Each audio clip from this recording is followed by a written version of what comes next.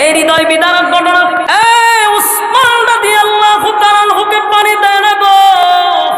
মদিনার মানুষ তার টাকার কিনা পানি পান করে, কিন্তু উসমান পানির অভাবে পিপাসা জিহ্বাটা শুকায়া গেছে। একদিন দুই দিন নয়, 21 দিন পর্যন্ত গৃহবন্দী করে রাখছে রে। উসমানকে পানি পান করতে দেয় না। আব্দুল্লাহ বিন সাবা আইন জারি করছে, কেউ উসমানের কাছে পানি নিয়ে আসলে তার শাস্তি হবে। এইভাবে যখন উসমান মানুষের কাছে বলতে লাগলো, ও মদিনার মানুষ, তোমরা এত পাষণ্ড হয়ে গেলা, আমার দেওয়া পানি আমার একটু পান করতে দাও, কেন তোমরা এত কঠোর হয়ে গেছ? এই খবরটা চলে গেল নবীজির বিবি উম্মে সালমার কাছে। ঘটনা যখন উনি শুনলেন, আল্লাহর নবীর বিবি আম্মা জান উম্মে সালমা এক বোতল পানি লইয়া উসমানের ঘরের দিকে রওনা দিছে।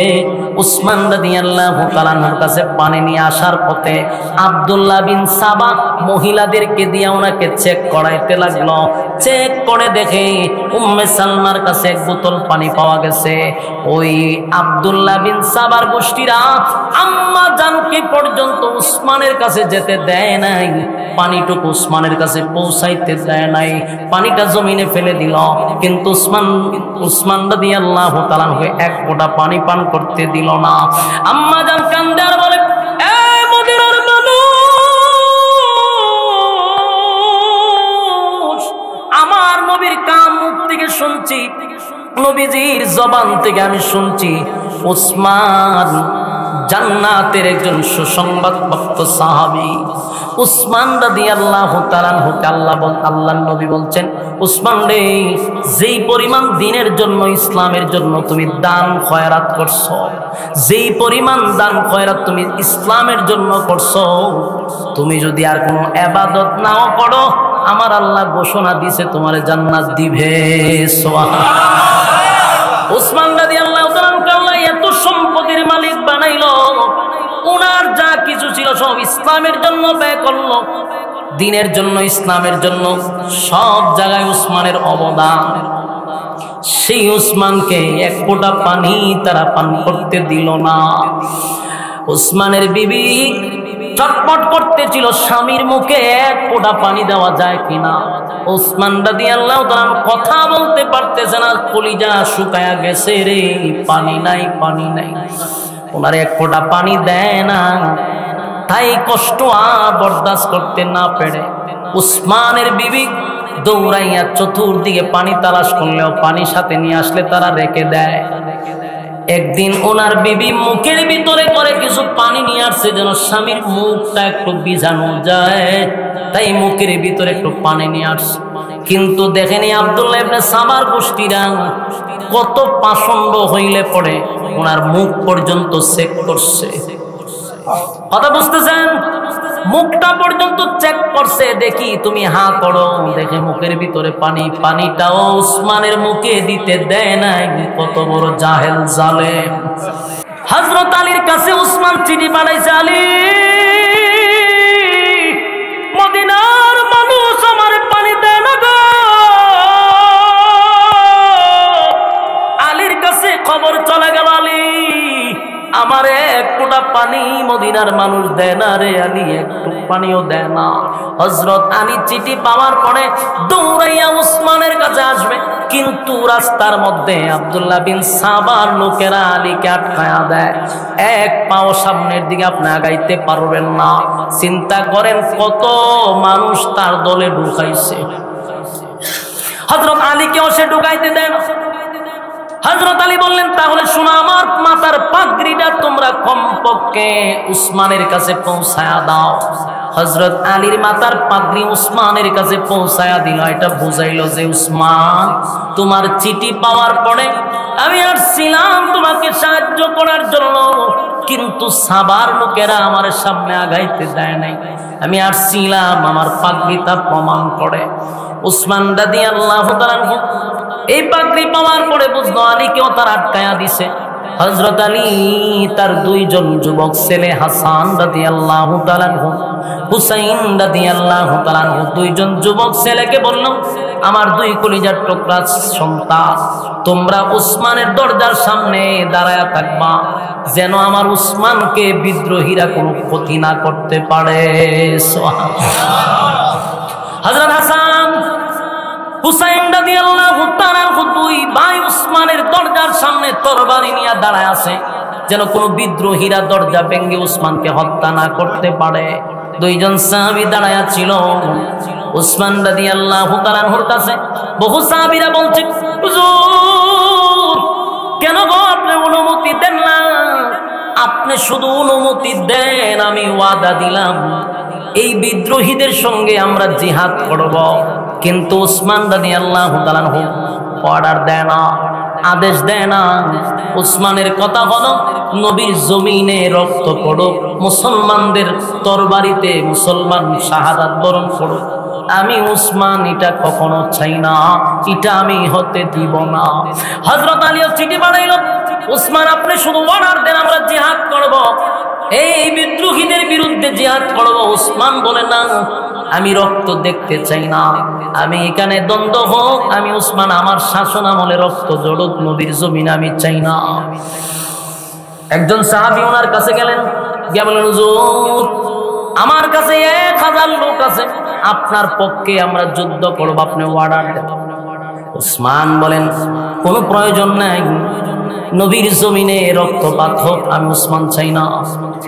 তখন উনি বললেন, শোনো, আমার জন্য তোমরা চিন্তা কইরো না, আজকে গভীর রাতে আমি স্বপ্নে দেখি আল্লাহর হাবিবের সঙ্গে হযরত আবু বকর, হযরত ওমর, তিনজন লোক আমার সামনে এসে দাঁড়াইছে। নবী আমারে সুসংবাদ জানায়া দিল, উসমান রে, ঘুম থেকে জাগ্রত হইয়া তুমি চেরি খাও। উসমান বলে, হুজুর 21 দিন পর্যন্ত আমার মুখে এক ফোঁটা পানিও তারা দেয়। কিভাবে আমি রোজা রাখবো? এইভাবেই তো রোজা অবস্থায় আছি। আল্লাহর নবী স্বপ্নের ভিতরে নবী তাকে পানি পান করাইলেন উসমানকে। উসমান রাদিয়াল্লাহু তাআলা বলেন, আমারে আমার নবীর নিজের কুদরতি হাত দিয়া আমার নবী স্বপ্নের মাধ্যমে বরকতি হাত দিয়ে আমারে পানি পান করাইছে। আমি পানি পান করার পরে আল্লাহর নবী বলেন, উসমান আরো পান করো, আরো পান করো। উসমান বলেন, এত পানি আমারে পান করাইছে, এখনো বুঝতেছি আমার পানির কোনো পিপাসা আর নাই, আমার পেটে এখনো পানি আছে। আমার নবীটাও বলছে, উসমান আজকে তুমি চেহারি খাইবা, এই পানি দিয়া তোমার চেহারি হয়ে গেছে। ইফতারি তুমি, আমি, উমর আর আবু বকর আর আমি নবীর সঙ্গে তুমি ইফতারি করবা জান্নাতে। জোরে কোন সুবহান। একটা জবান বন্ধ রাখবেন না, জোরে কোন আল্লাহু আকবার। আর জোরে কোন আল্লাহু আকবার। এই ইমানের আওয়াজ দিয়ে বলেন আল্লাহু আকবার। আল্লাহর নবী স্বপ্নে দেখাইলেন, উসমান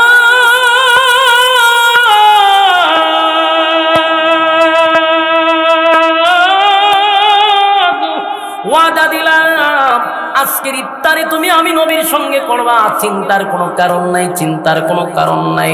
ওসমান রাদিয়াল্লাহু তাআলা বলেন, আমি তাকায়া দেখি হযরত আবু বকর, হযরত ওমর নবীর দুই দিকে দাঁড়ায় আছে। আল্লাহর নবী মাঝখানে দাঁড়াইয়া আমার সুসংবাদ দিছে, জান্নাতে আমার নিয়ে একসাথে ইফতারি করবে।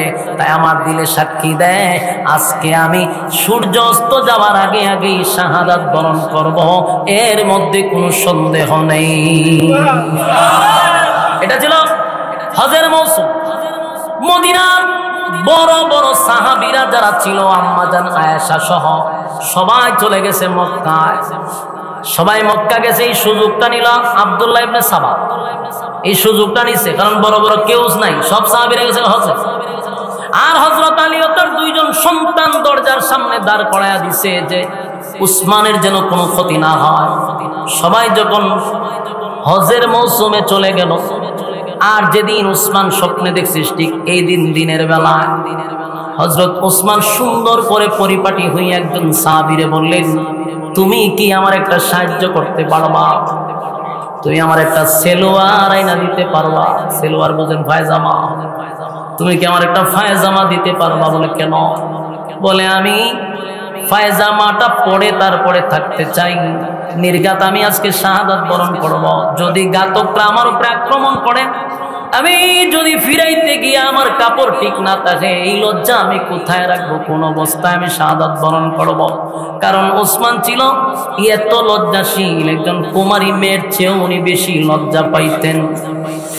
তাই পায়জামা দেওয়ার পর উনি পায়জামা পরে পরিপাটি হইয়া আল্লাহর কোরআন সামনে নিয়ে তেলাওয়াত করতে লাগলো। ঘটনাটা এমন চমৎকার হয়েছে, উনি যখন আল্লাহর কোরআন তেলাওয়াত করতে লাগলো, ওই আব্দুল্লাহ বিন সাবার গোষ্ঠীরা সামনের দরজায় তারা প্রবেশ করতে পারে নাই। কারণ হাসান রাদিয়াল্লাহু তাআলা আনহু, হযরত হুসাইন রাদিয়াল্লাহু তাআলা আনহু দুজনেই তো দরজার সামনে দাঁড়ায় আছে। অসংখ্য সাহাবীরা সামনের দরজায় দাঁড়ায় ছিল। তাই ঘাতকরা সামনের দিকে আঘাত করলো না, পিছনের ওয়াল টপকাইয়া ওসমানের ঘরের ভিতরে প্রবেশ করছে। তখন ওসমান রাদিয়াল্লাহু তাআলা কোরআনে কারীম তেলাওয়াত করতেছিল। এই কোরআন তেলাওয়াত করা অবস্থায় ওনাকে তরবারি দিয়ে এমন আঘাত করছে, ওনার মাথাটা গিয়া কোরআন শরীফের উপরে পড়ছে। যে আয়াতের উপরে রক্ত পড়ছে ওই আয়াতটা ছিল ফাসায়াকফিকাহুমুল্লাহ। এই আয়াতের উপরে রক্ত পড়ছে। এই আয়াতের অর্থ হলো তাদের জন্য আল্লাহই যথেষ্ট। হযরত ওসমান শাহাদাত বরণ করলেন। মুহূর্তের ভিতরেই গোটা মদিনায় খবর হয়ে গেছে, রে ওসমানকে তারা হত্যা করছে। গোটা মদিনায় আলোড়ন হয়ে গেছে, ওসমান হত্যা হয়ে গেছে। ওসমান রাদিয়াল্লাহু তাআলা শাহাদাত বরণ করছে, কোরআন আদৌ সাক্ষী।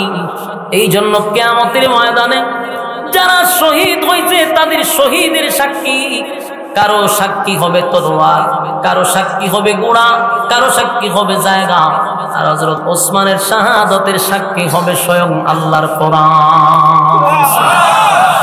আমার যুবক ভাইরা, ওসমানকে হত্যা করার পরে বিদ্রোহীরা আন্দোলন শুরু করলো।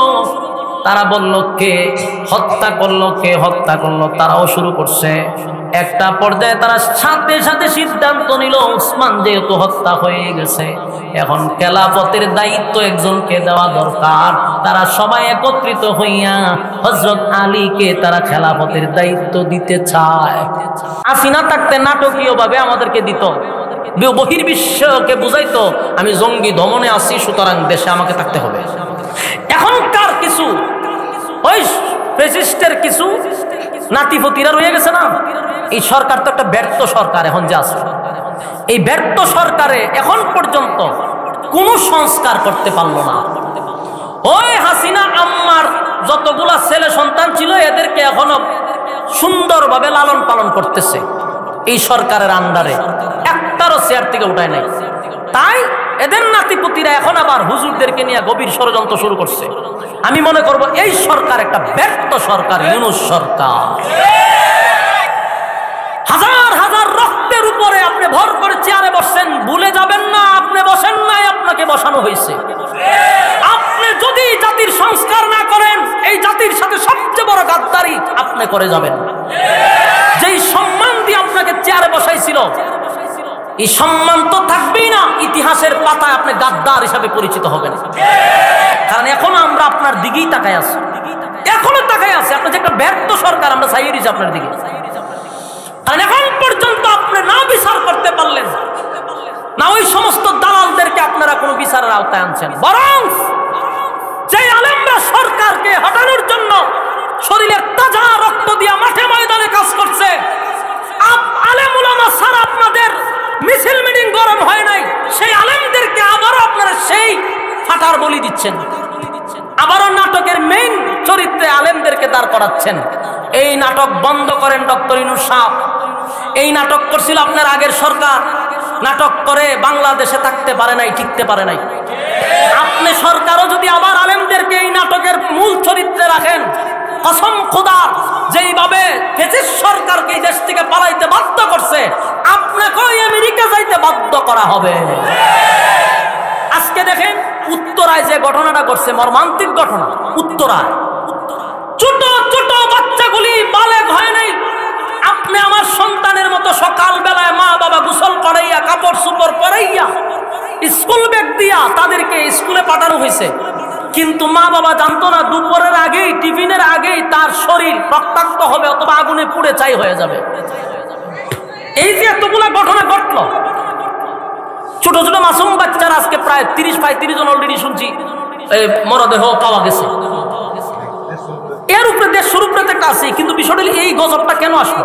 এই গজব আনছে ডক্টর ইউনূস সাহেব। বলবেন কিভাবে?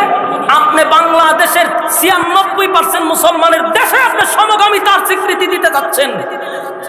এদেশের মানুষ আজানের আওয়াজ শুনে ঘুম থেকে উঠে, এদেশের মানুষ আজানের ধ্বনি শুনে আবার এই সূর্য আবার অস্ত যায়, আর সেখানে আপনি সমগামিতা করানোর জন্য যে একটা কৌশলে আপনি চেষ্টা চালাইতেছেন, পরিণাম ভালো হবে না। আপনার কানে যায় না, আলেম ওলামারা যে আপনারা বারবার বুঝাইতেছে, আপনার কানে যায় না। কানে কিভাবে যাইতে হইব এটাও জানে মানুষ। একটা সময় আপনার প্রতি শেখ হাসিনার প্রতি যেভাবে বিরক্ত হয়েছে আপনার প্রতি হবে। তাই ডক্টর ইউনূস সাহেব, আমরাই আপনার ব্যাপারে বেশি পক্ষে কথা বলছি, আপনাকে আমরাই বেশি সেলুট দিছি, দিয়ে আপনারা বসাইছিলাম বড় আশা করি যে আমাদের অনেক উলামায়ে কেরাম এখনো জেলখানাতে আছে, অনেক উলামায়ে কেরাম এখনো জেল থেকে বাহির হয় নাই, তাদের একজন আলেমদেরকেও এখন পর্যন্ত জেল থেকে ছাড়া হয় নাই। তাহলে বলুন, এই সরকার কি ইসলামের পক্ষে সরকার? কথা কয় না দি। আমি কই ওয়াজ করতেছি, ব্রাহ্মণবাড়িয়া না মমসি লক্ষণটা দিলেও বোঝা যায়। বলুন, এই সরকার কি কোন অ্যাঙ্গেলে ইসলামের সরকার মনে হয়? এই সরকার হলো এনজিওর সরকার। কথা বুঝতেছেন? লক্ষণ খুব ভয়াবহ। আমি চিন্তা করতেছি আমরা শেখ হাসিনার থেকেও কোন অংশে কম হবে না। কথা বুঝতেছেন? কোন অংশে কম হবে না। সে আসার পরেই যে সমস্ত অপকর্মগুলো শুরু করার চেষ্টা করতেছে, আলেমরা তাকে বারবার বোঝানো হচ্ছে সাবধান, সমগামিতা বাংলাদেশে আনার চেষ্টা করবেন না। এর বড় খানে জানে তো যাবার সময় একটু বালা কাজ করে যান। স্যার, আপনাকে আমরা সম্মান করি, আপনি আন্তর্জাতিক একজন খেলোয়াড়, চাইলে আপনি সব করতে পারেন, কিন্তু আমরা চাইতেছেন আমেরিকার পশ্চিমাদের কালচার বাংলাদেশে আপনি বাস্তবায়ন করতে চাচ্ছেন, এটা আদৌ সম্ভব হবে না, কখনো সম্ভব হবে না। আপনি স্বপ্ন দেখতে পারেন, কিন্তু এটা সম্ভব হবে না। তাই আমাদের আজকের এই ওয়াজ মাহফিল থেকে একটাই বক্তব্য, যতগুলো আলেম জেলখানায় এখনো বন্দী, তাদেরকে দ্রুত গতিতে জেল থেকে ছাড়ার ব্যবস্থা করুন। আর আমরা তো ভাই যে কইলাম ঐক্য ঐক্য স্লোগান দেই, কয়টা আলেমরা আমাদের অসংখ্য আলেম যে জেলখানায় বন্দী, কয়জন আলেমরা এই ব্যাপারে মিছিল করছে, এই ব্যাপারে আন্দোলন করছে দেখছেন? একটা আন্দোলনও আমাদের জাতি ভাইদের জন্য করা হয় নাই। আমরা কত স্বার্থপর চিন্তা করছি। আমি আপনি কত আরামে চলতেছি, আর আমার জাতি ভাই জেলখানায় বন্দী। 1-2 বছর না, 16 বছর ধরে জেলখানায় বন্দী। একবারও তাদের জন্য আমরা একটা আন্দোলন করলাম না। আমরা আন্দোলন করি কি? শেয়ারের জন্য। আমরা আন্দোলন করি আমাদের পদের জন্য, আন্দোলন করি আমাদেরকে প্রমোট করার জন্য। আমার জাতি ভাই জেলখানায় বন্দী, তার জন্য একটা আন্দোলন করলাম। আফসোস আফসোস। এই কথাগুলি যখন অনলাইন সোশ্যাল মিডিয়াতে যাবে, তখন বলবে আপনি বেশি বুঝুন। কথা বুঝতেছেন? উল্টা আমাকে কি বলা হবে? আপনি বেশি বুঝেন। আমি কম বুঝি দিকে তুই কম কথা বলছি, বেশি বুঝতাম তো বেশি বলতাম। আমি আপনাদের হাতে পায়ে ধরে বলি, আমাদের এই আন্দোলন চালাইতে হবে। এখনো আমরা 16 বছরের যেই ফেসিবাদের ভিতরে ছিলাম, বাইর হইতে পারি নাই। এখনো সেই জায়গাতেই আছে। দেশ কি শান্তিতে আছে? এখন গুম গুম হত্যা মারামারি ডাকাতি চিন্তায় বাড়ছে না কমছে? একটা 9 বছরের শিশু ঘর থেকে বাইরে মা বাপ নিরাপদে নাই। এই ছেলেটা আমার ঘর, মেয়েটা আমার ঘরে আসবে কিনা মা বাপ চিন্তায় থাকে এখনো। তাহলে দেশ কোথায় গেছে? দেশটি আগের থেকে ভয়ানক অবস্থায় চলে গেছে, সেখান থেকে ফিরে আনতে হবে। আল্লাহ বুঝার মানার তৌফিক দান করবেন। তাহলে এতগুলো ঘটনা কেন ঘটতেছে? নতুন করে আলেমদেরকে কেন নাটক সাজানো হচ্ছে জঙ্গির? এর একটাই কারণ, আমাদের মধ্যে ঐক্য নাই। কথা না করে আমাদের মধ্যে এত দল কেন হবে? দল হবে একটা, এত দল কেন হবে? একটা দল হবে, একটা বাস্ক হবে, যেখানে সব ইসলামিক দলের বাস্ক একটা হবে। কি গুতাগুতির কারণে ভাবলি আমরা যাইতাম। এই জন্য আল্লাহ আমাদেরকে হেফাজত করুক। যতদিন না পর্যন্ত মুসলমানদের ঐক্য না হবে, ততদিন আমরা মায়ের খাইতে থাকবো। মায়ের আমাদের মিস নাই। আজকে গোটা সারা বিশ্বের দিকে তাকায় দেন, সব জায়গায় রক্ত ঝরতেছে মুসলমান। বাংলাদেশে জঙ্গি মামলা কারো নামে হয় না, হয় আলেমদের ব্যাপার। কেন রে ভাই? অস্ত্রের গুডাউন থাকে সন্ত্রাসীদের কাছে, এদেরকে জঙ্গি বলস না। মাদ্রাসার আলেমদের ফকরে তার তসবিহ আর জঙ্গি কস। নরমের প্রতি যত নরম ততই নরমের জম হয় না মানছে। কলেজ ভার্সিটির ফলে আমাদের জঙ্গি হইলে সাবার দাঁত পালা দিব তাফরাইয়া কথা কেন। আলেমরা জঙ্গি হইলে হে হে করে কাশি মারে, আশি মারলে হবে না, এক দাঁত ভাঙ্গা জবাব দিতে হবে। আল্লাহ বুঝার তৌফিক দান করবেন। সম্মানিত শুধু ওই ইহুদিরা চিন্তা করলো মুসলমানদের এত শক্তি কোথার থেকে আসছে। এরা গবেষণা করে দেখলো যে একটাই কারণ, এটা হলো তাদের মধ্যে ঐক্য। এটা হলো তাদের মধ্যে। এখন দেখেন এরা মাস্টার প্ল্যান করছে যে এই শক্তি কমাইতে গেলে আমাদের ঐক্য নষ্ট করতে হবে। ঐক্য নষ্ট কিভাবে করবে? ওই এদের ষড়যন্ত্র শুরু হইল উসমান রাদিয়াল্লাহু তাআলা খেলাফতের থেকে। এই ইহুদিদের মধ্যে একজনের নাম ছিল আব্দুল্লাহ ইবনে সাবা। হে কি করলো? মদিনায় আসছে, আইসা গোটা মদিনার মানুষের সামনে কালেমা পড়ে মুসলমান হয়েছে। আমার কথা বুঝতেছেন? কালেমা পড়ে মুসলমান হয়েছে পর্তিকা। লম্বা দাড়ি, লম্বা টুপি, লম্বা পাঞ্জাবি, এত ইবাদত বেচারা শুরু করছে। মানছে সব বনাস সব বনাস, কত বড় বুজুর্গ যে ওই দেখো বাপরি বাপ বাপরে সেজদা ফললে আর উঠে না। দাড়িও লম্বা, পাঞ্জাবি লম্বা, টুপিও লম্বা। মানুষের তারে ভক্তি শ্রদ্ধা করতে লাগলো যে মাশাল্লাহ মাশাল্লাহ মাশাল্লাহ, অনেক বড় বুজুর্গ। হে যখন দেখলো পুরা মদিনায় একটা আলোড়ন হয়েছে, তারও লইয়া যে তার বুজুর্গ, তার ইবাদত বন্দিগি মোটামুটি জাহির হয়ে গেছিল। তখন একদিন উসমান রাদিয়াল্লাহু তাআলার কাছেও তার ব্যাপারে কিছু প্রশংসা চলে গেছে। উসমান তখন দেশের প্রেসিডেন্ট। কে হলো হুজুর, লোকটা মাশাআল্লাহ খুব ভালো, ইবাদত বন্দিগি সব সময় ইবাদত বন্দি ছাড়া বুঝে। তো ঘটনাক্রমে সবার কাছে তখন তার একটা পরিচিতি লাভ হয়ে গেল। এই আব্দুল্লাহ ইবনে সাবা করলো কি, উসমানের কাছে গিয়া কয় হুজুর আপনার কাছে একটা গুরুত্বপূর্ণ কথা আছে। বলে কি? বলে রাষ্ট্রীয় কোনো কাজে আমার দেওয়া যায়নি। কথা বুঝতেছেন? আইসে কর্তিকা ইয়ামেন তিকা, মূলত সে কি ইহুদি। বলুন মূলত কি? মানুষকে দেখানোর জন্য কি করছে? কালেমা। মানুষকে দেখানোর জন্য করছে কি? ইবাদত। এখন মানুষের কাছে জনপ্রিয়তা পাওয়ার পরেই সে কয় আমারে কোনো দায়িত্ব দেওয়া যায়নি, রাষ্ট্রীয় দায়িত্ব। উসমান কতক্ষণ তার চেহারার দিকে তাকায়, এখন না দেওয়া যায় না। এগুলি কি তখন বলে হ তোমার দেওয়ান যায় না। তখন তার ভিতরে একটা কষ্ট লাগছে যে এতগুলো মানুষের সামনে আমার বললো রাষ্ট্রীয় কোনো দায়িত্ব দেওয়া যায় না, এটা তার ভিতরে আঘাত লাগছে। সে আস্তে করে কিন্তু সরে গেছে। গিয়া সে কিছুদিন পরে সাধারণ কিছু মুসলমান আছে না, দুর্বল ইমানদার আছে না, আমরা সমাজ আসেনি দুর্বল ইমানদার চিনবেন কেমন? বলে 5 টাকা দিয়ে একটা বুট কিনা যায়, 1 কাপ সার বিনিময়ে সে জাগাত পোল্টি মেরে দেয়, এরকম আসেনি? দুর্বল ইমানদার। এরকম দুর্বল কিছু ইমানদার দিকে আব্দুল্লাহ ইবনে সাবা এদের কাছে একটা মেসেজ দেয়, মানে হালকা হালকা একটু বাড়ি দিতেছে। কয় আচ্ছা যেখানে আলীর মতো একজন ব্যক্তি আছে সেখানে উসমান কিভাবে খেলাফতের দায়িত্ব হইল? এটা কি সে যোগ্যতা, এরকম যোগ্যতা আছে আলীর মতো? সাধারণ মুসলমান যে দুর্বল ইমানদারের কথা তো ঠিক। আলীর যে যোগ্যতা, হাশিমি বংশের জন্ম, নবীর শাস্তল ভাই, নবীর মেয়ের জামাই, এখানে উসমান কিভাবে খেলাফত পাইল? এই আস্তে আস্তে তার কাজ শুরু করছে। কারণ সেটা ইয়ামেন থেকে আসছে মুসলমানদের ফাটল সৃষ্টি করার জন্য, ঐক্য নষ্ট করার জন্য। এই জন্য সে আস্তে আস্তে এটা শুরু করছে। এক পর্যায়ে সে গোটা মদিনায় যেখানে যায় সেখানে কিছু না কিছু উসমানের বিরুদ্ধে মানুষকে দাঁড়ানোর চেষ্টা করতেছে। এই খবর চলে গেছে হযরত আলীর কাছে। হযরত আলী বললে হে লোক সুবিধার না, এ মুসলমানদের ফাটল সৃষ্টি করতেছে। এই খবর চলে গেছে উসমানের কাছে। উসমান রাদিয়াল্লাহু তাআলার কাছে খবর গেছে হুজুর যে এর লক্ষণ বেশি ভালো না। উসমান রাদিয়াল্লাহু তাআলা ঢাকায় আনতে কইছে রে তোর তো লক্ষণ ভালো না, তুই মুসলমানদের মধ্যে যে বিভ্রান্ত করতেছস লক্ষণ খুব খারাপ, মদিনা থেকে বাইরে।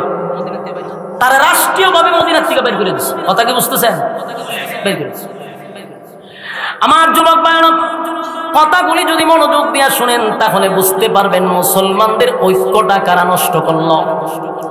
মুসলমানদের মধ্যে একটা ঐক্য ছিল, যতদিন পর্যন্ত মুসলমানের মধ্যে ঐক্য ছিল ততদিন মুসলমানদের ব্যাপারে ষড়যন্ত্র করার সাহসটুকু কেউ পায় নাই। আব্দুল্লাহ ইবনে সাবা করলো কি? উসমান রাদিয়াল্লাহু তাআলা রাষ্ট্রীয়ভাবে আব্দুল্লাহ বিন সাবাকে মদিনার থেকে বাইর করে দিল যে আমি যেন তোমাকে মদিনার এরিয়ার ভিতরে কোনোদিন না দেখি, বাইর করে দিছে। এখন গেল কোথায়? সে আবার চলে গেল বসরায়। বসরার নাম শুনছে? রাবিয়া বসরার নাম শুনছি না? রাবিয়া বসরা ওই বসরির দিকে বসরায় চলে গেছে। সেখানে যাওয়ার পরে আবার তার ষড়যন্ত্র শুরু করলো। মদিনার থেকে যখন তারে বাড়ি কইরা দিছে অপমান হইয়া, এবার বসরায় এসা বসরার যে মুসলমান আছে দুর্বল মুসলমানদেরকে কেফায়া দিল উসমানের বিরুদ্ধে, যে উসমান তো রাষ্ট্রের সম্পদ আত্মীয় স্বজনদেরকে দিয়া স্বজন প্রীতি দেখায়। নাউজুবিল্লাহ বাড়ি দিয়া কইবেন, ও রাষ্ট্রের টাকা মাইরা আত্মীয় স্বজনদেরকে দিয়া স্বজন প্রীতি দেখায় রে। উসমান কি ভাবে খেলাফত পাইল, মানুষের ভিতরে একটা বিভ্রান্ত শুরু করে দিল। অনেক সাহাবায়ে কেরাম বুঝতে পারছে লোকে বেশি সুবিধার না, আবার কিছু সাহাবীদেরকে তার দলে নিয়ে গেছে। এইভাবে তার ষড়যন্ত্র চলতে আছে। বসরার গভর্নর যখন শুনতে পারলো এই লোকটা মুসলমানদের ভিতরে একটা ফিতনা সৃষ্টি করতে লাগছে, বসরার গভর্নর তারে ডাকাইয়া বলল, আমি যেন বসরার ভিতরে তোমারে না দিই। এটা কি করছে? এই বসরার থেকেও তারে ঘাট ধাক্কা দিয়ে বের করে দিচ্ছে। ইয়াদ রাখবেন সে কয়টা দেশে গেছে। আমার কথা কি মনোযোগ আছে? ওডাউডি করলে বুঝবো আপনার উপরে শয়তানে বর করছে। যারা উঠবার উপরে কিতাব বর করছে, কেন শয়তানে বর করছে? ওই যে বললাম একটু আগে সাইডে বলে দিচ্ছে শয়তান, এখান থেকে রিমোট দেয় টানে। তো যে উঠবে আর ভাই সাইডে দেখবেন যে মাশাআল্লাহ তারে বর করে রয়েছে। ঠিক নেই? উঠতেন না, উঠলে সরম মানে সাইডে থাকবো আপনার ভাই, সে বর করে রয়েছে। কথাগুলো একটু মনোযোগ দেন। আজকে মুসলমানদের এই অবস্থা কেন? এই ঘটনাগুলো শুনলে আপনি বুঝতে পারবেন পিছনে কারা ছিল। এই বসরা গেল, বসরায় যাওয়ার পরে সেখানকার গভর্নর তারে গাড় ধাক্কা দিয়ে বের করে দিচ্ছে। এখন সে যাইব, এবার সে গেছে কুফায়। কোথায় গেছে? কুফায় গিয়া দেখেন উসমানের বিরুদ্ধে আগের থেকে কিছু লোক ছিল, বেশি না, সামান্য কিছু লোক ছিল। এদেরকে নিয়ে সে আবার কাজ শুরু করে দিছে, উসমানের বিরুদ্ধে বিভিন্ন অপবাদ দেওয়া শুরু করছে। উসমান কিভাবে খেলাফত পাইল, উসমান রাষ্ট্রের টাকা চুরি করে, নাউজুবিল্লাহ, উসমান স্বজন প্রীতি দেখায়, উসমানের যোগ্যতা নাই, এমন ভাবে উসমান রাদিয়াল্লাহু তাআলা আনহুর বিরুদ্ধে যখন লাগায়া দিল, কুফার গভর্নরের কাছে খবর চলে গেল। কুফার গভর্নর বুঝতে পারলেন লোক সুবিধার না, কুফার থেকেও তারে ঘাড় ধাক্কা দিয়া বাইর করে দিছে। কথা বুঝতে পারছেন? কটা দেশ থেকে বেরিল? মদিনার থেকে বাহির করে দিল, বসরার থেকে বাহির করে দিল, কুফায় গেল, সেখানেও থাকতে পারলো না। এবার সে যাবে কোথায়? চলে গেল শাম দেশে। কোন দেশে? শাম দেশে চলে গেল। শাম দেশের যিনি গভর্নর ছিলেন উনি হলেন হযরত মুআবিয়া রাদিয়াল্লাহু তাআলা আনহু। মুসলমানদের মধ্যে বিচক্ষণ কিছু শাসক ছিল, যারা অত্যন্ত বুদ্ধিমান ছিল। এদের মধ্যে একজন হলো মুআবিয়া রাদিয়াল্লাহু তাআলা আনহু। সে শাম দেশে গিয়া বেশি একটা উসমানের বিরোধিতা করতে পারে নাই, খুব কৌশলে করছে। এরপরেও দীর্ঘদিন থাকার পরে খবর চলে গেছে মুআবিয়ার কাছে যে হুজুর এর লক্ষণ বেশি ভালো না। মুআবিয়া বিষয়টা স্বাভাবিকভাবে নিছে, কিন্তু একদিন নবীর একজন সাহাবীর কাছে এই আব্দুল্লাহ বিন সাবা বলতে লাগলো, শোনো মুআবিয়া তো সবচেয়ে যোগ্য লোক, আলী হইল যোগ্য লোক, এতগুলা যোগ্যতা সম্পূর্ণ লোক থাকতে উসমান কিভাবে রাষ্ট্রের দায়িত্ব পাইল? নবীর একজন সাহাবীর দ্বারা কইতেছে। ওই সাহাবী তার দিকে তাকায় কয়, বলে ভাই আপনার বক্তব্য শুনে আমার ইহুদিদের গন্ধ লাগতেছে। সুবহানাল্লাহ। হয় তোর লক্ষণ তো বেশি বাবা, তোর কথার মধ্যে ইহুদিদের গন্ধ পাইতেছে। তুই কি ইসলাম প্রচার করো না ইহুদি প্রচার করো? এর তাবাদা দর্শক ধরে হলো তোর এক জাত যাম ধৈর্য লয়ে গেছে মুআবিয়া রাদিয়াল্লাহু তাআলার কাছে। তখন ওখানকার গভর্নর বলে যে হুজুর এর লক্ষণ বালা না। তখন মুআবিয়া রাদিয়াল্লাহু তাআলা তার এই শাম দেশ থেকে গাড় ধাক্কা দিয়ে বাইতে দিয়েছে। চিন্তা করছেন নি এই ইহুদি কত বড় খারাপ, কোনো দেশের স্থান নাই। এখন হে করবো কি? শাম দেশ থেকে যখন বাইর করে দিয়েছে, এবার হে সিদ্ধান্ত নিল সে মিশরে যাবে। কোথায় যাবে? রওনা দিয়েছে মিশরের দিকে। তো মজার ব্যাপার হলো মিশরে আগের থেকেই উসমানের বিরুদ্ধে বেশিরভাগ লোক ছিল, উসমানের বিরুদ্ধে। জানা রাখবেন শিয়া গোষ্ঠীর উৎপাত শুরু হয়েছে মূলত মিশর থেকে। কথা বুঝতেছেন? মিশর থেকে শুরু হয়েছে। আব্দুল্লাহ ইবনে সাবা চিন্তা করলেন মিশর গিয়ে আমার মিশন বাস্তবায়ন করুন। কাজ শুরু করে দিছে, বিশাল একটা জনগোষ্ঠী তৈরি করে দিচ্ছে। উসমানের বিরুদ্ধে মানুষকে কাঁপাইতে কাঁপাইতে অনেক বড় একটা কুমড়ি তৈরি করে নিচ্ছে। এই খবর চলে গেল সিরিয়ার গভর্নরের কাছে যে উসমানের বিরুদ্ধে একটা লোক আজকে বিশাল একটা টিম তৈরি করছে, মিশরের গভর্নর তারে ঢাকায় আইনা ঘাড় ধাক্কা দিয়ে মিশর থেকে বের করে দিচ্ছে। কথা বুঝতেছে? কয়টা দেশে গেল? এখন সে করলো কি? এখন কিন্তু সে আর একা না, এখন আর একা না, তার বিশাল বড় একটা সমর্থন হয়ে গেছে, এর বাহিনী বিশাল হয়ে গেছে। এখন আর একা না, সে বাইরে গেছে গা, ও বাইরে যাবো মিশর থেকে বিশাল বাহিনী নিয়ে সে বাইরেছে। এখন সে তার টার্গেট হলো আমি আবার মদিনায় যাব। মদিনায় যাওয়ার আগে আবার সামদেশে গিয়া তার কিছু লোক যে সামদেশে ছিল এগুলার নিচে, বসরায় গিয়া কিছু লোক তৈরি করছিল, ওইখান থেকে নিয়ে লইছে। কুফায় গিয়া কিছু লোক তৈরি করছিল, সেখান থেকেও কিছু লোক আনছে। বিশাল এক জনগোষ্ঠী নিয়ে আবার মদিনার দিকে রওনা দিচ্ছে। মদিনায় যাওয়ার পরে সেখানে গিয়া তার বিশাল বাহিনী নিয়ে ঢুকছে। এখন তো সে একা না, চাইলে তার বিরুদ্ধে অ্যাকশন নেওয়া সম্ভব না, কারণ তার এখন শক্তি আছে। সাহাবায়ে কেরাম বুঝতে পারলো যে এত দেশ ঘুরে আবার মদিনায় এলো, এত লক্ষণ খারাপ। কিন্তু এখন তো সে একা না, বহু মানুষ তার পক্ষে। সে আবার মদিনায় কাজ করা শুরু করছে, হেকমতে করতেছে, হেকমত। কারণ সাধারণ মানুষের সাথে যদি একটু শক্তিশালী মানুষ আমার পক্ষে আসে, তাহলে আমার টিমটা আরো শক্ত হবে। কথা হয় না দি? সে এই সিস্টেম করতে করতে অনেক নবীর সাহাবীদের কথা দলে নিয়ে আসছে। চিন্তা করছেন কি ষড়যন্ত্র উসমানের বিরুদ্ধে। এখন আপনারা কবেন উসমান রাদিয়াল্লাহু বিরুদ্ধে এত লোক কিভাবে তৈরি হইল? এরা করলো কি, এই আব্দুল্লাহ ইবনে সাবা কত বড় চক্রান্তকারী ইহুদির বাচ্চা, সে উসমান রাদিয়াল্লাহু আনহু রাষ্ট্রীয় সিল আছে, সিল মোহর আছে না, এটা হেল চুরি কইরা নকল করে লেছে। এখন মনে করেন আবু বকর সিদ্দিক রাদিয়াল্লাহু তাআলা আনহুর ছেলেকে উসমান রাদিয়াল্লাহু তাআলা আনহু পাঠাইছে মিশরে গভর্নর হিসাবে। এই আব্দুল্লাহ ইবনে সাবা করলো কি, আরেকটা সিডি বানাইয়া একজন লোককে আবু বকরের ছেলের আগেই মিশরে পাঠিয়ে দিতেছে। তা আবু বকরের ছেলে যখন মিশরের দিকে যাইতেছে, তার আগে একটা বুড়া খুব দ্রুত গতিতে যাইতেছে। হযরত আবু বকরের ছেলে বলল যে না, এই লোকটা আমার আগে এত দ্রুত গতিতে কোথায় যাচ্ছে, তারা ধরে নিয়ে আসো। তারা আটকাইছে, ধরে নিয়ে আসো। কোথায় যাও? বলে মিশরে যাই। কেন? ভাই আমার কাছে উসমানের একটা চিঠি আছে।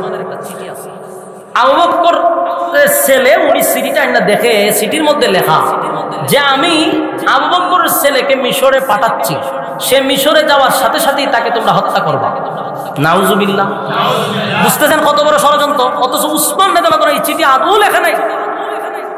আবু বকরের ছেলে চিন্তা করল, আমার কাছে চিঠি দিল, উনি গভর্নর হিসেবে আমার পাঠাইতেছে মিশরে, তে এর কাছে যে আরেক চিঠি আমার হত্যা করবার লাগে। এই আবু বকরের ছেলেও উসমানের বিরুদ্ধে কেঁপে গেছে। কি ষড়যন্ত্র শুরু হয়েছে দেখছেন? এই ইহুদির ছেলে, ইহুদিরা মুসলমানদের ভিতরে ফাটল সৃষ্টি করার জন্য আগে মুসলমানদের মধ্যে ভুল বোঝাবুঝি শুরু করলো, গভীর ষড়যন্ত্র শুরু করলো। একটা সময় আব্দুল্লাহ বিন সাবা সে মদিনার মধ্যে একটা মিটিং, বিশাল মানুষ লইয়া মিটিং এ বসছে। শোনো, আগামীকালকে আমাদের কাজ হইল, উসমান যখন জুমার নামাজে দাঁড়াইয়া তার রাষ্ট্রীয় বক্তব্য দিবে, তখন তোমরা কয়েকজন হঠাৎ করে মিছিল দিয়া হারিয়ে যাবে, একটা বিদ্রোহ শুরু করবা, গন্ডগোল শুরু করবা, আর বলবা যে আমরা আপনার পদত্যাগ চাই। নাউজুবিল্লাহ। যেই কথা সেই কাজ। জুমার দিন উসমান রাদিয়াল্লাহু তাআলা আনহু যখন মিম্বরে দাঁড়ায় বক্তব্য দেওয়া শুরু করছে জাতির উদ্দেশ্যে, তখন এই আব্দুল্লাহ বিন সাবার কিছু লোক মসজিদের চতুর্দিক দিয়ে দাঁড়ায় হই হুল্লা শুরু করছে, আমরা আপনার পদত্যাগ চাই, আমরা আপনার পদত্যাগ চাই, মিছিল শুরু করে দিচ্ছে। উসমান রাদিয়াল্লাহু তাআলা অত্যন্ত নরম মনের একজন মানুষ ছিল, লাজুক প্রকৃতির একজন সাহাবী ছিল, নবীর প্রিয় একজন সাহাবী। উনি এই দৃশ্য দেখার পরে সাথে সাথে উনি জ্ঞান হারাইছে, মাটিতে লুইটা পড়ছে, কারণ এই বিশৃঙ্খলা দেখে উনি আর সহ্য করতে পারছে না, উনি জ্ঞান হারাইছে। ওনার যখন জ্ঞান ফিরছে, তাকায়া দেখে ওনার ঘরের মধ্যে জিগা আমি জানালা ছায়া দেখেন। উসমান রাদিয়াল্লাহু তাআলা আনহু জানালার দিকে তাকায়া দেখে হাজার হাজার মানুষ ওনার বিরুদ্ধে মিছিল করতেছে। উসমান রাদিয়াল্লাহু তাআলা আনহু চোখের পানি ছেড়ে দিলেন, জানালার দিকে তাকায়া দেখে বিদ্রোহীদের সঙ্গে শুধু অমুসলিম নয়, এখানে অসংখ্য নবীর কলিজার টুকরা সাহাবীরাও জড়িত। এই দৃশ্যটা দেখে উসমানের চোখ দিয়া পানি পড়তে লাগলো, হায় রে, আমার জাতি ভাইয়েরা আজকে আমার বিরুদ্ধে দাঁড়ায় গেছে, ভুল বুঝাবুঝি কইরা দাঁড়ায় গেছে। উসমান রাদিয়াল্লাহু তাআলা বিদ্রোহীরা আব্দুল্লাহ বিন সাবার গোষ্ঠীরা বলে, আপনি কি পদত্যাগ করবেন? উসমান বলেন, না আমি পদত্যাগ করব না, কারণ আমার নবীর ইশারা আছে রে। আমার নবী আমারে বলে গেছে, উসমান তোমাকে আমার আল্লাহ একটা ইজ্জতের চাদর দিবে, আর এই চাদরটা মুনাফিকরা টানাটানি করবে তোমার শরীর থেকে ফালায়া দেওয়ার জন্য। তোমার জীবন থাকতে এই চাদরকে তুমি আঁকড়ায়া ধরবা।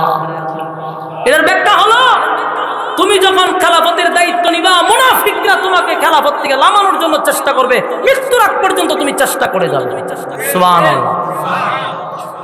উসমান রাদিয়াল্লাহু তাআলা বলেন, আমার নবীর ইশারা আছে রে, আমি কোনদিন আমার জীবন থাকতে আমি খেলাফতের দায়িত্ব ছেড়ে দিব না। আমার নবী বলছে আমি শাহাদাত বরণ করব, সুতরাং আমার শাহাদাতের আগ পর্যন্ত এই দায়িত্ব আমি ছাড়ব না।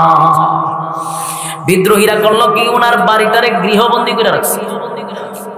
মুসলমান যুবক ভাইরা, ইসলামের ইতিহাস আমরা অনেকেই জানি না, শুধু খালি শুনছি কারবালা কারবালা। কারবালার প্রান্তরে 3 দিন হুসাইন রাদিয়াল্লাহু তাআলা আনহুকে পানি পান করতে দেয় নাই। কয়দিন? 3 দিন। আর উসমান রাদিয়াল্লাহু তাআলা আনহুকে 21 দিন পানি পান করতে দেয় নাই রে।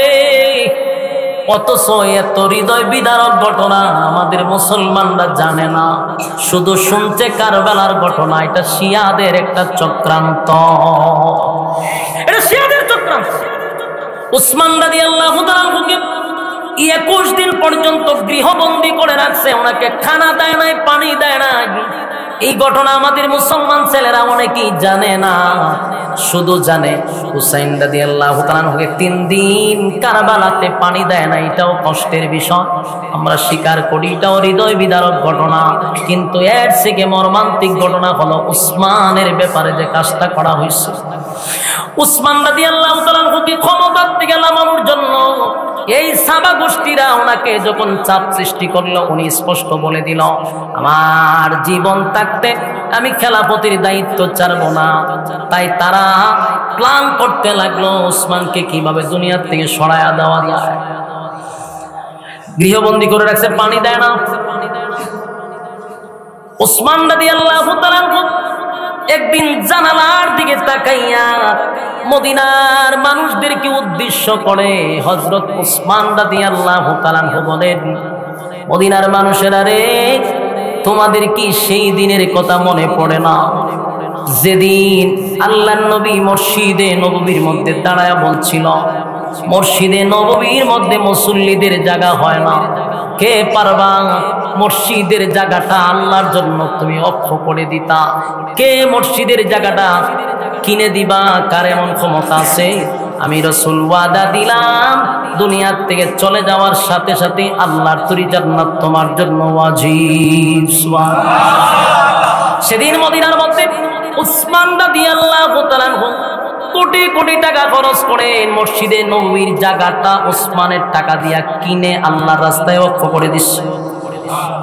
উসমান রাদিয়াল্লাহু তাআলা আনহু বলেন, সাহাবীরা রে, যেই জায়গায় দাঁড়াইয়া তোমরা আমি উসমানের বিরুদ্ধে আন্দোলন করো, যেই জায়গায় দাঁড়াইয়া আমার বিরোধিতা করতেছ, বলো না নবীর সেই দিনের ঘটনা কি তোমরা ভুলে গেছ? সেখানে তো জায়গা ছিল না, আমি উসমানের অর্থ দিয়া এই জায়গাটা ক্রয় করছি।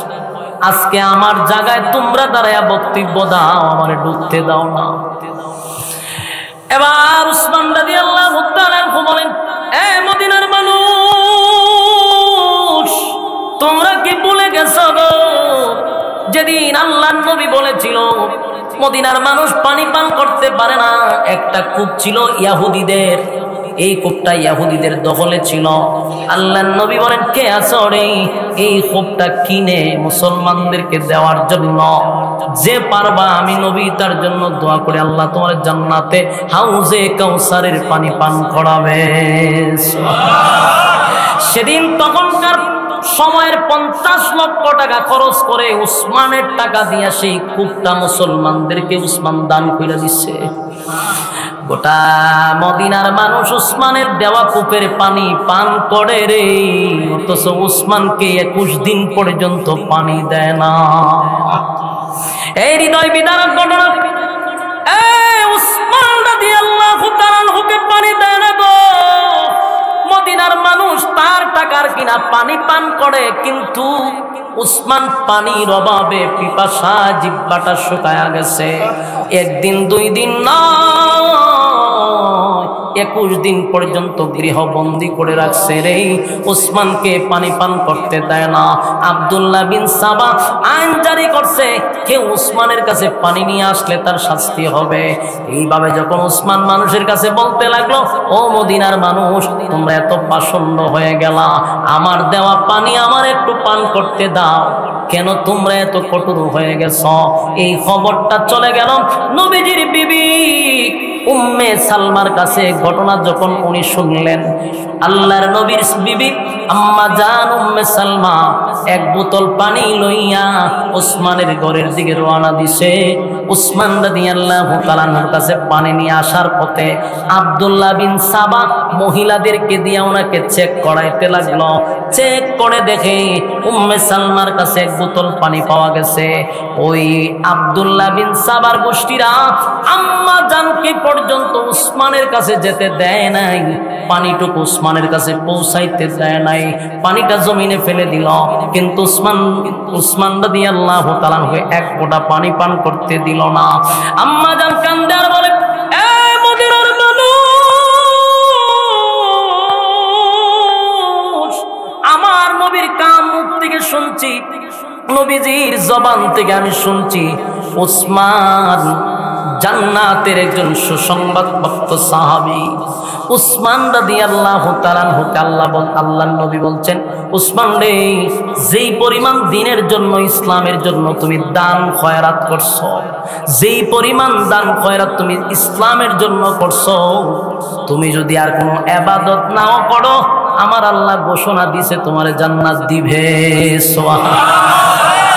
উসমান রাদিয়াল্লাহু তাআলা আল্লাহ এত সম্পদের মালিক বানাইলো, ওনার যা কিছু ছিল সব ইসলামের জন্য ব্যয় করলো, দ্বীনের জন্য, ইসলামের জন্য, সব জায়গায় উসমানের অবদান। সেই উসমানকে 1 ফোঁটা পানি তারা পান করতে দিল না। উসমানের বিবি চটপট করতেছিল, স্বামীর মুখে 1 ফোঁটা পানি দেওয়া যায় কিনা। উসমান রাদিয়াল্লাহু তাআলা কথা বলতে পারতেছে না, কলিজা শুকায়া গেছে রে, পানি নাই, পানি নাই। ওনার 1 ফোঁটা পানি দেয় না।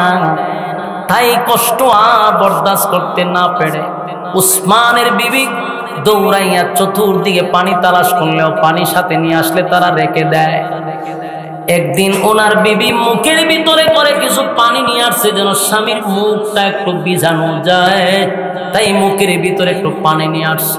কিন্তু দেখেনি আব্দুল্লাহ ইবনে সাবার গোষ্ঠীরা কত পাষণ্ড হইলে পড়ে ওনার মুখ পর্যন্ত চেক করছে। কথা বুঝতেছেন? মুখটা পর্যন্ত চেক করছে, দেখি তুমি হা করো, দেখে মুখের ভিতরে পানি, পানিটাও উসমানের মুখে দিতে দেয় নাই। কত বড় জাহেল জালেম। এই অবস্থায় চলতেছিল। হযরত আলীর কাছে উসমান চিঠি পাঠাইছে, আলী, মদিনার মানুষ আমার পানি দেয় না গো। আলীর কাছে খবর চলে গেল, আলী, আমার 1 ফোঁটা পানি মদিনার মানুষ দেয় না রে, আলী 1 ফোঁটা পানিও দেয় না। হযরত আলী চিঠি পাওয়ার পরে দৌড়াইয়া উসমানের কাছে আসবে, কিন্তু রাস্তার মধ্যে আব্দুল্লাহ বিন সাবার লোকেরা আলীকে আটকায়া দেয়। 1 পাও সামনের দিকে আপনি আগাইতে পারবেন না। চিন্তা করেন কত মানুষ তার দলে ঢুকাইছে। হযরত আলীকেও সে ঢুকাইতে দেন। হযরত আলী বললেন, তাহলে শোনো, আমার মাথার পাগড়িটা তোমরা কমপক্ষে উসমানের কাছে পৌঁছায়া দাও। হযরত আলীর মাথার পাগড়ি উসমানের কাছে পৌঁছায়া দিল। এটা বুঝাইল যে, উসমান, তোমার চিঠি পাওয়ার পরে আমি আসছিলাম তোমাকে সাহায্য করার জন্য, কিন্তু সাবার লোকেরা আমার সামনে আগাইতে দেয় নাই। আমি আসছিলাম আমার পাগড়িটা প্রমাণ করে। উসমান রাদিয়াল্লাহু তাআলা এই পাগড়ি পাওয়ার পরে বুঝলো আলীকেও তার আটকায়া দিছে। হযরত আলী তার দুইজন যুবক ছেলে হাসান রাদিয়াল্লাহু তাআলা আনহু, হুসাইন রাদিয়াল্লাহু তাআলা আনহু, দুইজন যুবক ছেলেকে বলল, আমার দুই কলিজার টুকরা সন্তান, তোমরা উসমানের দরজার সামনে দাঁড়ায়া থাকবা, যেন আমার উসমানকে বিদ্রোহীরা কোনো ক্ষতি না করতে পারে। হযরত হাসান হুসাইন রাদিয়াল্লাহু তাআলা দুই ভাই উসমানের দরজার সামনে তরবারি নিয়ে দাঁড়ায় আছে, যেন কোনো বিদ্রোহীরা দরজা ভেঙে উসমানকে হত্যা না করতে পারে। দুইজন সাহাবী দাঁড়ায়া ছিল। উসমান রাদিয়াল্লাহু তাআলার কাছে বহু সাহাবীরা বলছে, হুজুর কেন গো আপনি অনুমতি দেন না? আপনি শুধু অনুমতি দেন, আমি ওয়াদা দিলাম এই বিদ্রোহীদের সঙ্গে আমরা জিহাদ করব। কিন্তু উসমান রাদিয়াল্লাহু তাআলা অর্ডার দেয় না, আদেশ দেয় না। উসমানের কথা হলো নবীর জমিনে রক্ত পড়ুক, মুসলমানদের তরবারিতে মুসলমান শাহাদাত বরণ করুক। আমি উসমান এটা কখনো চাই না, এটা আমি হতে দিব না। হযরত আলী চিঠি পাঠাইল, উসমান আপনি শুধু অর্ডার দেন, আমরা জিহাদ করব, এই বিদ্রোহীদের বিরুদ্ধে জিহাদ করব। উসমান বলে না, আমি রক্ত দেখতে চাই না, আমি এখানে দ্বন্দ্ব হোক, আমি উসমান আমার শাসন আমলে রক্ত জড়ুক, নবীর জমিনে আমি চাই না। একজন সাহাবী ওনার কাছে গেলেন, গিয়ে বললেন, হুজুর আমার কাছে 1000 লোক আছে, আপনার পক্ষে আমরা যুদ্ধ করব, আপনি অর্ডার দেন। উসমান বলেন, কোনো প্রয়োজন নাই, নবীর জমিনে রক্তপাত হোক, আমি উসমান চাই না। তখন উনি বললেন, শোনো, আমার জন্য তোমরা চিন্তা কইরো না, আজকে গভীর রাতে আমি স্বপ্নে দেখি আল্লাহর হাবিবের সঙ্গে হযরত আবু বকর, হযরত ওমর, তিনজন লোক আমার সামনে এসে দাঁড়াইছে। নবী আমারে সুসংবাদ জানায়া দিল, উসমান রে, ঘুম থেকে জাগ্রত হইয়া তুমি চেরি খাও। উসমান বলে, হুজুর 21 দিন পর্যন্ত আমার মুখে এক ফোঁটা পানিও তারা দেয়। কিভাবে আমি রোজা রাখবো? এইভাবেই তো রোজা অবস্থায় আছি। আল্লাহর নবী স্বপ্নের ভিতরে নবী তাকে পানি পান করাইলেন উসমানকে। উসমান রাদিয়াল্লাহু তাআলা বলেন, আমারে আমার নবীর নিজের কুদরতি হাত দিয়া আমার নবী স্বপ্নের মাধ্যমে বরকতি হাত দিয়ে আমারে পানি পান করাইছে।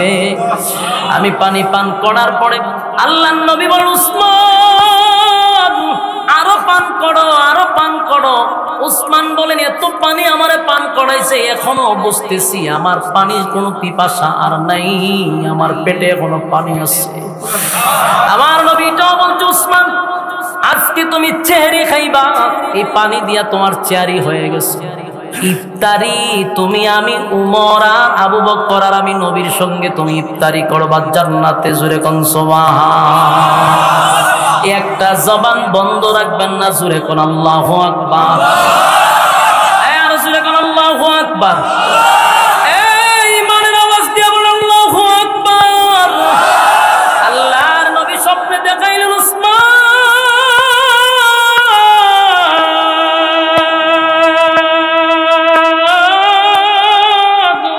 ওয়াদা দিলাম আজকের ইফতারি তুমি আমি নবীর সঙ্গে করবা, চিন্তার কোনো কারণ নাই, চিন্তার কোনো কারণ নাই।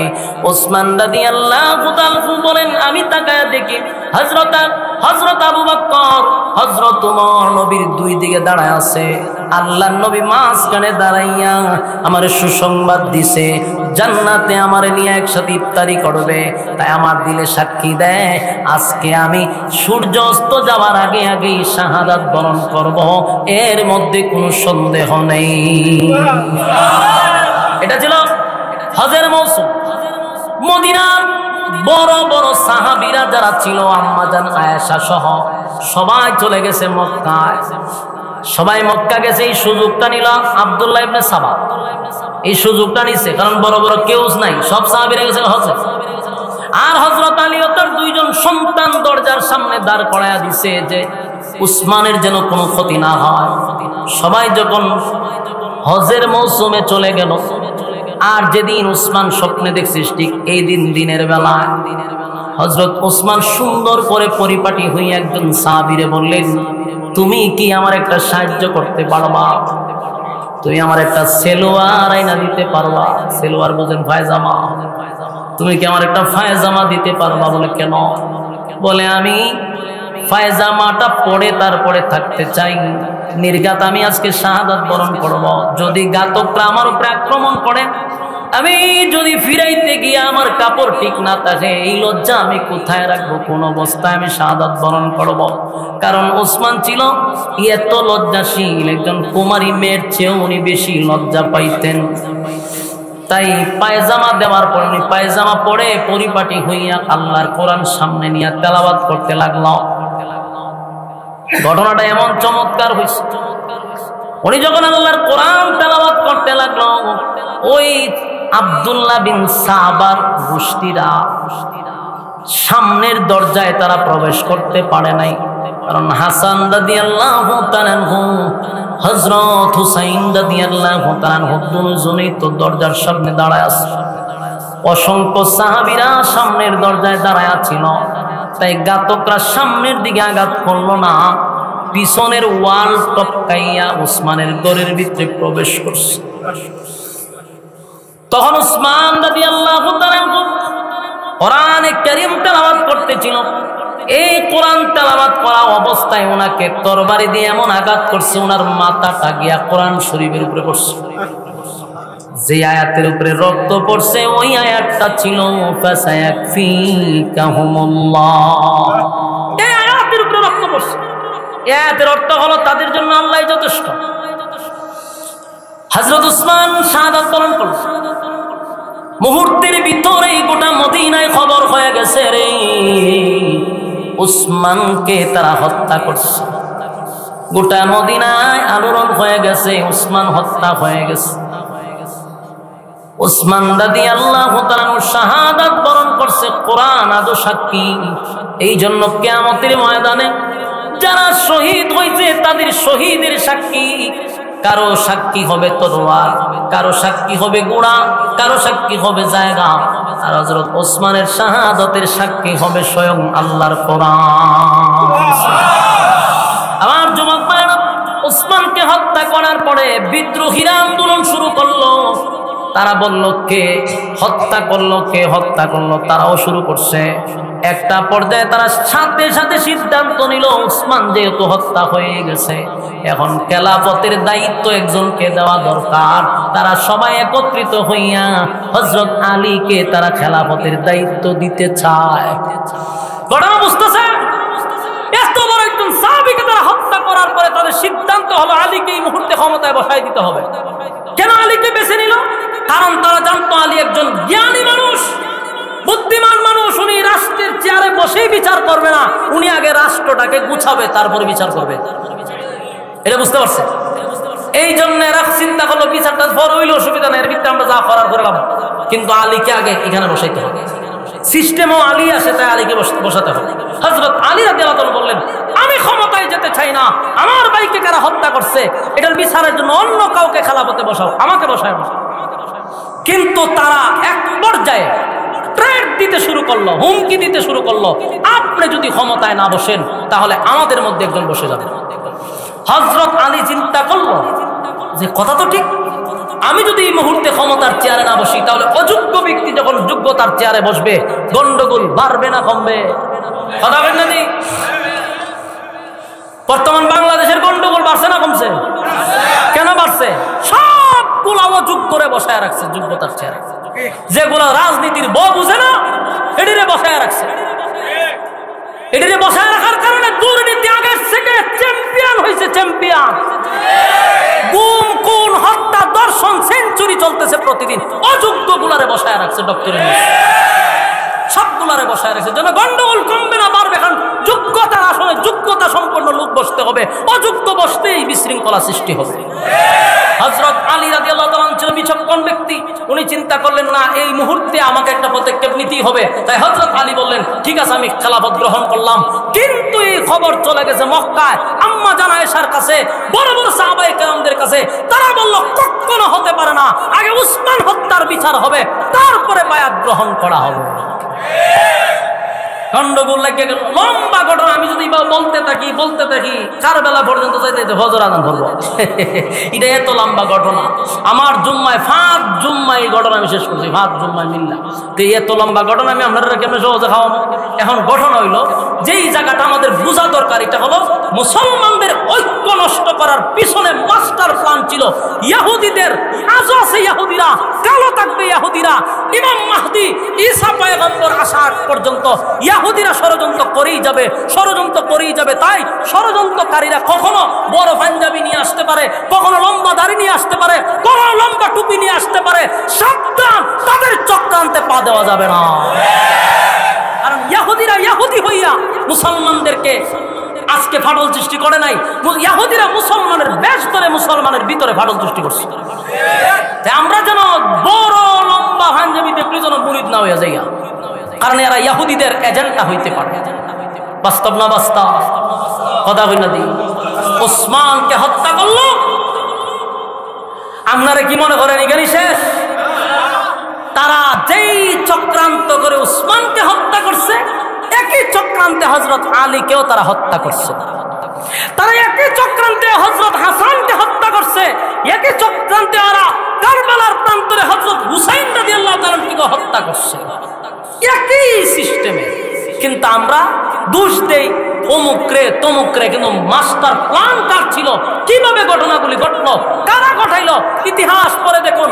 উসমান থেকে নিয়া, আলী রাদিয়াল্লাহু তাআলা থেকে নিয়া, হযরত হাসান থেকে নিয়া, এরপরে হুসাইন কিভাবে হত্যা করলো তারা, এগুলার পিছনে সুতা ছিল ইহুদিদের। কথা বুঝতেছেন? পিছনে কার চক্রান্ত ছিল? ইহুদিদের চক্রান্ত ছিল। সম্মানিত সুধী, তাই আমি বলবো ইহুদিদের চক্রান্তে পা দেওয়া যাবে না। আর এগুলো আমাদের বোঝা দরকার, ঠান্ডা মাথায় বোঝা দরকার। আজকে দেখেন ইসলামিক দল বাংলাদেশে কতটা, এটা এখন আপনি লিখতে পুরা কাগজ শেষ হবে, কিন্তু শেষ হইতো না দলের নাম। এতগুলো দল কেন রে ভাই? ছোট খাটো যারা 15 জন 20 জন লই একটা টিম তৈরি করছেন, এরাও একটা দলের নাম দিয়ে বলেছেন ভাই আপনারা দলের দরকার নাই, তো আপনারা সবাই মিল্লা একটা ব্যানারের নিচে যান, তাহলে আগামীতে বাংলাদেশ হবে ইসলামের বাংলাদেশ। কথা হয় না? আগামীর বাংলাদেশ ইসলামের বাংলাদেশ হবে তখনই যখন আমরা ঐক্যবদ্ধ হব। আমরা যখন এক হব তখনই আমাদের ইসলামিক শাসন ব্যবস্থা হইতে পারে। আর না হয় এই বক্তব্য প্রতিদিন স্টেজে দিব আমরা ঐক্য চাই, আল্লাহর কসম কোনোদিন ঐক্য হবে না। আর ঐক্য হইতে গেলে কিছু সার দিতে হয়। আমাদের মতো সার দেওয়ার মতো মান মানসিকতাই নাই। সবাই হলো আমি চাই, মানে এই আমিত্বটা দূর করতে হবে। এখন ইসলামিক দল সব এক হইলে রাশিদ আমির বানাইবেন খারে, এই ঠেলা ঠেলি নিয়ে কোনোদিন আর এক হইতো না। এই জন্য সার দিতে হবে, বিসর্জন দিতে হবে। আর না হয় 16 বছর যে নির্যাতন আলেমরা সহ্য করছে, আগামী নেক্সট আমরা একই নির্যাতনে ভোগ করবো ইনশাআল্লাহ, নিশ্চিতে গুমান। এই অবস্থা আমাদের আবারও ফিরে আসবে। অলরেডি শুরু হয়ে গেছে, দেখতেছেন না? তরুণ আলেমদেরকে জঙ্গি নাটক দিয়ে অলরেডি মামলা দিয়ে দিছে। 5 আগস্টের পরে এই সাহস কোথার থেকে আসলো? এই নাটক আবারও কিভাবে তৈরি হইলো? কি মনে করেন পিছনে ইন্ধন দাতা আছে না নাই? অবশ্যই ইন্ধন দাতা আছে। আমি বাংলাদেশের সমস্ত ইসলামিক দলকে বলবো, যে কোনো অঙ্গনের একজন আলেমের বিরুদ্ধে যদি কেউ মামলা দেয়, সমস্ত দল ঐক্যবদ্ধ হয়ে তার বিরুদ্ধে প্রতিবাদ করতে হবে। যদি না করেন আগামীতে একজন নয় শত শত আলেমদেরকে তারা এই মামলা দিয়ে জেলখানায় আবার ঢুকাবে।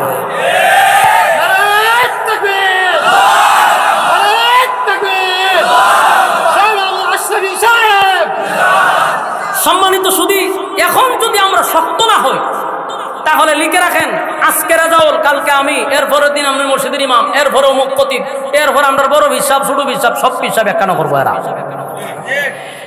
এখন উচিত হলো ছোট্ট একজন আলেমকে বন্দি করুক, সব জায়গার থেকে প্রতিবাদ তোলা দরকার।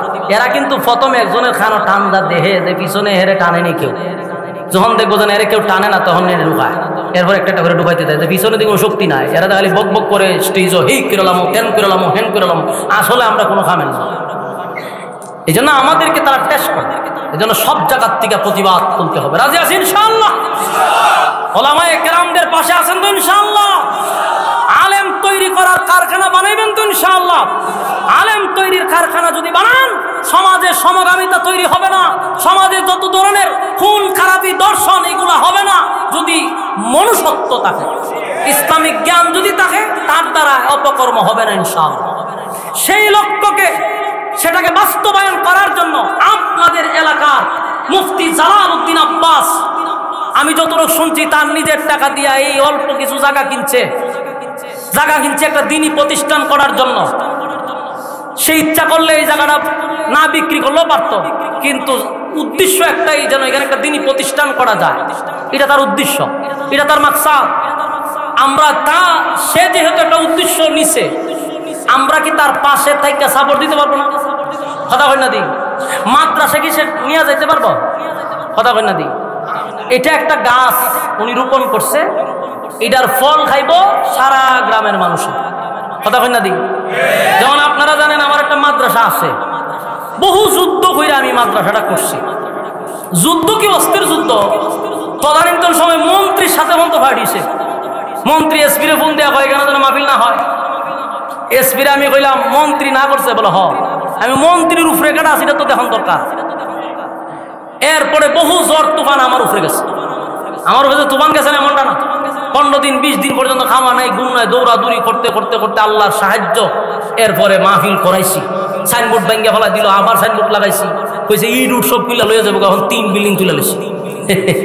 এখন মাদ্রাসার জায়গা প্রায় 100%। আলহামদুলিল্লাহ, বাড়ি দিয়া এই 100% জায়গা আমার বাপের সম্পত্তি, আমার বাপের সম্পত্তি না। এই যে ওয়াজ মাহফিল করে আপনারা থেকে যে টেহাডি নেই, আর আপনারা যে ফেসবুকে লেখেন এত টেহা নিয়ে কি করে, এই 100% জায়গা কিনছি, বিল্ডিং করছি। ছাত্র জায়গা দিতে পারি না, রমজানে তাড়াতাড়ি আবার আরেক বিল্ডিং করছি। পড়ার মান ভালো রাখার চেষ্টা করতেছি। শিক্ষকের বেতনই এখন নুরানি আর হেফজ হালি খুলছি, এখন 1,10,20,000 টাকা খালি শিক্ষকের বেতন আসে আমার। কারণ আমরা যোগ্যতা অনুসারে আমরা মূল্যায়ন করতে পারি না। আমাদের সমাজে ইমামের বেতন দেয় মাত্র 6,000 টাকা, একজন মাদ্রাসা শিক্ষকের বেতন দেয় 6,000 টাকা। আর আমার এখানে যে মুসামুসি করে তার বেতন হলো 10,000 টাকা। খালি যে মুসামুসি করে শিক্ষকের বেতন আছে 20,000, 18,000, 15,000 টাকা বেতন আমি দিই। আঙ্গারাতে বিক্রি করে নেই, আর এরা আমি সাংসদতে রাখার চেষ্টা করি যে আমার মাদ্রাসায় লেখাপড়া যেন ভালো হয়, শিক্ষক যদি ভালো হয় ছাত্র তো ভালোই। যোগ্যতা সম্পন্ন উস্তাদের দরকার, তাই চালাইতেছি। একটা মাদ্রাসা চালাইতে গেলে কি কষ্ট, আমি যেন প্রোগ্রাম করে আমরা টাকা দিনে মোটামুটি 15 খাইয়া বাচ্চা আছি, এই লোকটা চলতে কেমন। একটা মাদ্রাসা করা আমার 2.5 কোটি টাকা খরচ। কত কোটি? 2.5 কোটি টাকা আমি খরচ করছি। সেদিন বসে হিসাব করছি, মাটি বরাডে আসছে 61 লক্ষ টাকা। মাটি যে বরাদ করছি কত লক্ষ? 61 লক্ষ টাকা শুধু মাটি বরাদ হয়েছে। বাড়িল হবিগঞ্জ, মাটি নিছি আশুগঞ্জ থেকে। আশুগঞ্জ থেকে নিছি ফারাজানা, তো দেখছি না কত কাবজা হয়েছি। এরপর মা আশুগঞ্জ থেকে মনে হয় 3 ভাগের 2 ভাগ নিছি, আর 1 ভাগ দরবার করে নিছি, দেয় না জামালা করে। তো এইভাবে আলহামদুলিল্লাহ মাদ্রাসা হয়ে গেছে। এখানে একটা মাদ্রাসা দরকার আছে না নাই? মাদ্রাসা হইলে পরে এই এলাকায় আস্তে আস্তে দেখবেন হকের বাতি জ্বলতে থাকবে। একটা সময় এলাকার রূপ পরিবর্তন হয়ে যাবে। ছাত্ররা, আলেমরা যখন গভীর রাতে তেলাওয়াত করবে, এই এলাকার মুর্দা গানের কবর, এটা সব যেতে থাকবে, ফ্রি সব পাইতেছে।